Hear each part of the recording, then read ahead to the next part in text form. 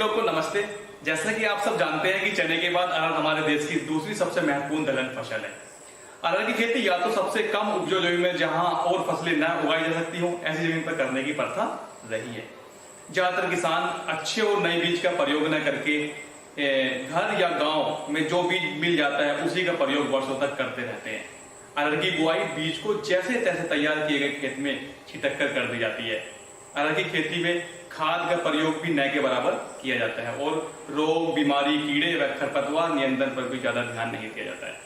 ये कुछ मुख्य कारण है जिनकी वजह से हमारे देश में अरहर जो कुछ उपज दी जा सकती है किसान उसे नहीं ले पाते हैं। और आपको तो पता ही होगा कि अरहर बाजार में कितने रुपए किलो बिकती है। इतनी महंगी दाल तो आज के समय में एक साधारण व्यक्ति खरीद कर भी नहीं खा पाता है। तो आइए आज हम मिलकर इन समस्याओं को कुछ हल निकालते हैं। अरहर का पौधा आसानी से बढ़ता है, यहाँ तक कि कठोर परिस्थितियों में भी दाल का पौधा आसानी से पनपता है। पानी कम हो तो भी हो जाता है और थोड़ा ज्यादा हो तो भी जल्दी से मरता नहीं है। अरहर दाल को भोजन में काफी महत्व दिया जाता है। दाल एक ऐसा आहार है जो पौष्टिक के साथ साथ स्वादिष्ट भी होता है। आपको तो पता ही होगा कि कोई भी भारतीय भोजन दाल के बिना अधूरा है। दालों में प्रोटीन बहुत अधिक मात्रा में पाया जाता है जो कि हमारे पूरे शरीर का विकास करता है और शरीर के कार्य करने की प्रणाली को चलाता है। अरहर दाल में प्रोटीन, वसा, कार्बोहाइड्रेट और कई तरह के पोषक तत्व होते हैं जो हमारे शरीर के लिए बहुत जरूरी होते हैं। अरहर में प्रोटीन की मात्रा 27.67% होती है। अरहर की दाल को तूर की दाल के नाम से भी जाना जाता है। क्या आप जानते हैं कि अरहर की दाल खाने में हमारे शरीर में होने वाली किन किन कमियों को दूर करने में गुणकारी है? अरहर की दाल खाने से शरीर की वृद्धि होती है, रक्तचाप यानी ब्लड प्रेशर संतुलित रहता है, हृदय से जुड़ी बीमारियां नहीं होती हैं, वजन को संतुलित रखता है, पाचन क्रिया को सुधारता है, शरीर की ऊर्जा अच्छी रहती है और सूजन से जुड़ी बीमारियां, परेशानियां नहीं होती हैं। और इसकी पत्तियां मुंह के छालों के लिए बहुत फायदेमंद होती है। हाल के वर्षों में दालों का बाजार भाव लगातार बढ़ता रहा है और सरकार द्वारा खरीद का समर्थन मूल्य बढ़ने के कारण किसानों को अपनी आय बढ़ाने का एक अच्छा अवसर अरहर की उन्नत खेती के द्वारा मिल सकता है। बहुत से छोटे किसानों के साथ अरहर की खेती पर किए गए अनुभवों के आधार पर जिस प्रकार धान में भी श्रीविधि द्वारा खेती करने से उपज में 1.5 से 2 गुना की वृद्धि हो सकती है, उसी प्रकार अरहर में भी फसल चक्रीकरण विधि द्वारा किसानों ने उपज करीब 2 गुना या उससे भी अधिक 3 से 4 कुंतल प्रति बीघा की उपज प्राप्त की है। अब आपके मन में बहुत सारे सवाल आ रहे होंगे कि अभी तो किसान जब अरहर की खेती करता है तो उसका मात्र 1 बीघा में मुश्किल से 1 कुंतल उत्पादन होता है। तो ये अरहर संग्रहण विधि कैसी है और इसको करने से कौन कौन से बातें ध्यान में रखना बहुत जरूरी होगा? अरहर की संग्रहण विधि के लिए 4 सिद्धांतों को याद रखना होगा। जैसे पहला बीज उपचार, दूसरा दूर यानी 1-1 मीटर की दूरी पर लाइनों में बुआई, तीसरा 2 बार कपोलों की तुड़ाई, चौथा फली छेदक कीड़े का नियंत्रण। देखिए दीदी लोग, जब नया घर बनाते हैं तो वहां पहले किन किन बातों का बड़े ध्यान से निरीक्षण करते हैं। जैसे जमीन ज्यादा खलार में तो नहीं है, बाढ़ तो नहीं आती है, पीने का साफ पानी की व्यवस्था है या नहीं, और वहां के आसपास के लोग कैसे हैं आदि। ठीक इसी प्रकार संग्रहण विधि में अरहर की खेती करने के लिए खेत में चुनाव करते समय कुछ विशेष बातों का जरूर ध्यान रखना चाहिए।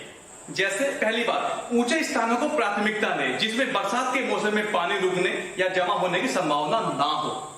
दूसरा, खेत की मिट्टी उपजाऊ हो।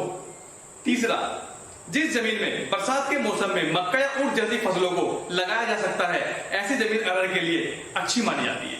चौथा, कंकड़, पत्थर या छायादार खेत का चुनाव नहीं करना चाहिए। पांचवा, मटियार और नीची जमीनों को छोड़कर लगभग सभी तरह खेतों में अरहर खेती अच्छे से की जा सकती है।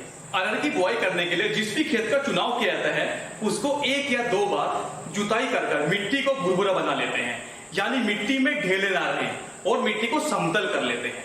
अंतिम जुताई के समय खेत में खाद बाजार से न खरीद कर डालने के बजाय घर पर ही गाय का गोबर, गुड़, बेसन, गोमूत्र व जंगल की मिट्टी से बनाकर जिसको घन जीवामृत कहते हैं खेत में डालकर कम लागत में अधिक उत्पादन ले सकते हैं।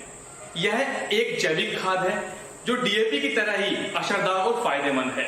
इसको अंतिम जुताई के समय 1 बीघा खेत में लगभग 4 किलोग्राम खाद को बारीक से पीसकर उसको 15 से 20 किलोग्राम सड़े गोबर की खाद में मिलाकर अंतिम जुताई के समय प्रयोग करना चाहिए। घन जीवन बनाने का तरीका आप सबको अगली वीडियो के माध्यम से बताया जाएगा। कोशिश करें कि ज्यादातर घनजीवामृत खाद का ही प्रयोग करें। यदि घनजीवामृत खाद न हो तो 20 किलोग्राम सिंगल सुपर फास्फेट यानी एसएसपी तथा 8 किलोग्राम डाई अमोनियम फास्फेट यानी डीएपी को प्रति बीघा के हिसाब से खेत में डालकर मेड़ या पिंडी बनाने से पहले अच्छे से मिट्टी में मिला देना चाहिए। उसके बाद खेत में बुआई के लिए मेड़ बनानी चाहिए। अब आप सोच रहे होंगे कि खेत में मेड़ या पिंडी क्यों बनानी है। इसको ऐसा समझते हैं कि घर बनाने वाली जमीन अगर थोड़ा मोड़ा खलार में है और लगता है कि उसमें पानी लग सकता है तो उसको मिट्टी पाट कर ऊंचा करके घर बनाते हैं। ठीक उसी प्रकार शगनीकरण विधि द्वारा अरहर की खेती करने के लिए खेत में 6 इंच लगभग 1 बित्ता ऊंची मेड़ या गोल पिंडी बनाते हैं जहां पर बीजों की बुआई होती है। आप ये पते की बात जानती हैं कि कोई भी फसल बोने या उसके काटने का निश्चित समय होता है। इसी प्रकार अरहर की बुआई करने का सबसे अच्छा समय जून का अंतिम सप्ताह से जुलाई मध्य तक होता है। स्थिति परिस्थितियों को देखते हुए जुलाई आखिरी सप्ताह तक अरहर की बुआई कर सकते हैं, लेकिन ध्यान रखना चाहिए कि देरी से फसल की बुआई करने से जिस उत्पादन की उम्मीद होती है वो नहीं मिल पाता है। सभी किसान भैया दीदियों को ये जरूर बताएं कि फसल की बुआई समय से ही करें। फसल बुआई से पहले अच्छी गुणवत्ता के बीजों का चुनाव करना बहुत ही जरूरी होता है। आप सबने सुना होगा कि जैसा खेत में बीज बोता है वैसा ही काटता है। अगर अच्छे किस्मों के बीजों का बुआई करेंगे तो उसमें अवश्य रूप से अच्छी गुणवत्ता का ज्यादा उत्पादन मिलेगा ही। शगनीकरण विधि में बुआई करने के लिए नरेंद्र अरहर 1, नरेंद्र अरहर 2 प्रजाति के बीज अच्छे होते हैं। शगनीकरण विधि द्वारा बुआई करने का बीजों को 1 गुना 1 मीटर यानी 1.5 हाथ की दूरी पर बोया जाता है। फसल बुआई से पहले अच्छी गुणवत्ता के बीजों का चुनाव करना बहुत ही जरूरी होता है। आप सबने सुना होगा कि खेत में जैसा बीज बोता है वो वैसा ही काटता है। अगर अच्छे किस्मों के बीजों का बुआई करेंगे तो उसमें अवश्य रूप से अच्छी गुणवत्ता का ज्यादा उत्पादन मिलेगा ही। शगनीकरण विधि से बुआई करने के लिए नरेंद्र अरहर 1 और नरेंद्र अरहर 2 प्रजाति के बीज अच्छे होते हैं। शगनीकरण विधि द्वारा बुआई करने से बीजों को 1 गुना 1 मीटर यानी 1.5 हाथ की दूरी पर बोया जाता है, जिसमें 1 बीघा खेत में मात्र 250 ग्राम बीज ही लगता है। और अगर किसान छिटुआ विधि से बीज लगाता है तो 1 बीघा में 1 किलो बीज होता है। इन सब बातों को गांव व समूह की सभी सदस्यों के साथ तर्क सहित जरूर साझा करें जो अरहर की खेती करने का मन बना रहे हैं। अच्छा होगा कि वो सभी किसान शगनीकरण विधि को अपनाकर ज्यादा से ज्यादा लाभ उठाएं और खुशहाल जीवन जी पाए। धन्यवाद।